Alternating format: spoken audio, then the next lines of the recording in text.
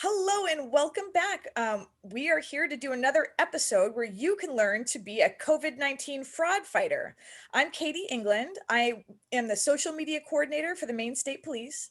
I'm here with Lieutenant Pat Hood of the Maine State Police and Troop D, Judith Shaw of the Office of Securities, and Jane Margesson of AARP. And we're here to talk about how you can avoid scams and fraudulent behavior during our COVID-19 crisis, especially as we're moving towards people getting vaccinated. So, Judy, did you want to start us off with some tips for people to be aware? Sure. The thing to keep in mind is that scammers love a crisis. They read the headlines and they pick the crisis of the day, and nothing is in the headlines these days more than COVID information. So whether it is fake charities pretending to collect money for disaster relief after a hurricane, or fake cures or testing sites, or fake text calls, emails, or social media posts trying to convince you that you can get a vaccine. Con artists are out there feeding on our fear and our emotions. And so we have to be able to help you identify the red flags, identify the signs of the scams, help you to learn to be a solid COVID fraud fighter so that if you see those signs, you see those red flags, you don't feed into the fear and the anxiety and the emotions. You report it and you make sure that you're always going to credible sources to protect yourself. That's some really great advice. Thank you so much, Judy. Jane, did you have anything that you wanted to add from AARP's side? Oh, definitely, Katie. Thank you so much. Along with my colleagues, yes, I agree with you, Judy. This is like prime time for scammers, because what is more emotionally charged than our health and the health of our loved ones, our kids, our family members everywhere around the world. And so scammers love to prey on us. And we've received calls from our AARP members saying that people are contacting them saying they can actually skip the line and get a dose to prevent COVID if they just pay a certain amount of money. And unfortunately, a lot of people are doing this because they're so scared about getting the vaccine or not getting the vaccine in time for their loved one. Please do not fall victim to this. It is an absolute lie. You cannot skip the line no matter how much money you pay. Scammers are also calling. We had one just this week from someone, one of our volunteers that said, Jane, is this a scam? And indeed it is. She was contacted by somebody who said that she could receive $1,200 for completing a COVID-19 survey. So in the name of research, she was going to get a nice big fat check for her time and trouble. Please do not click on any links that come your way through an email or maybe through social media that claim that you can basically win money for completing a survey.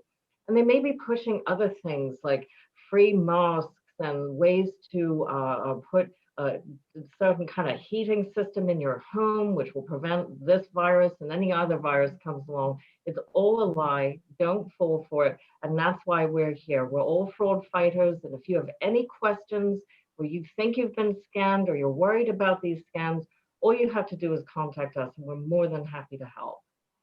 Thank you so much, Jane. That is fabulous information. We're going to bring it over to Pat Hood, and he's going to talk a little bit more Maine focus about what you should be aware of and some facts that will help you sort things out. Hello again. Welcome back to our version of trying to get credible information out to our audience.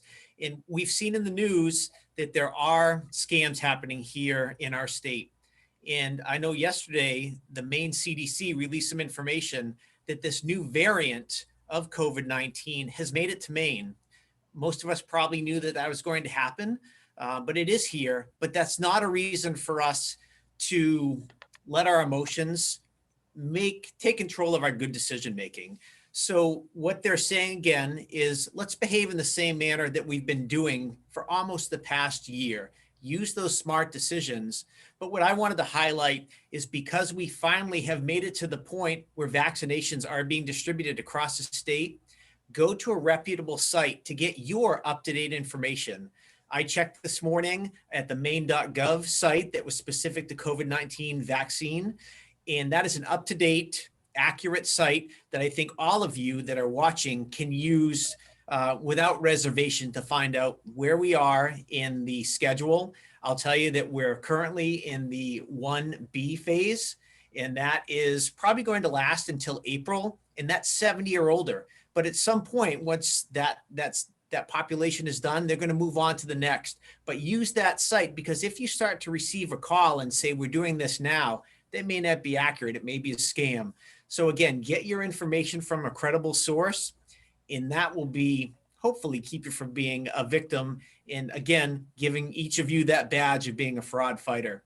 And the last thing I'll touch on is if you haven't looked at your credit file yet, go to that federaltradecommission.gov, and we can probably put that in our notes as well. But just look at your credit file to make sure there's nothing on there that's a surprise for you. That's all great advice. Thank you so much. Now we're going to wrap it up. I just want to touch bases with everyone. Judy, was there anything that you wanted to add in closing? We all know it's really hard waiting for your turn for the vaccine or watching a loved one struggle while they wait for their turn for a vaccine. We've made it this far. Don't give up now. Be safe, be kind, and remember, we're all in this together. Thank you. Jane, did you have anything that you wanted to add? I do. I want to just piggyback on what Lieutenant Hood was just saying about checking your credit file or your credit report, it's sometimes called. We always highly recommend too, as a good preventive measure, to place a freeze on your credit report. You do have to do it with all three of the credit bureaus, but it's a great way to just prevent terrible things happening like identity theft. If you have that freeze in place, that is a wonderful way to protect yourself and your family members. You have to do it for each person in your family, but it just takes a few minutes and can make a huge difference. That's excellent. Thank you so much. And Pat, did you have any closing thoughts? The last thing I'd like to share is please share this. Share this feed with your friends, with your family, maybe coworkers. The more people that we can educate, the better we're going to be at putting up that shield to protect ourselves. So don't be afraid to share it. And again, education, I think, is going to be the key to help us through this. Excellent. Thank you all so much. And once again, we hope to see you here soon so you can help become a fraud fighter. Have a great day.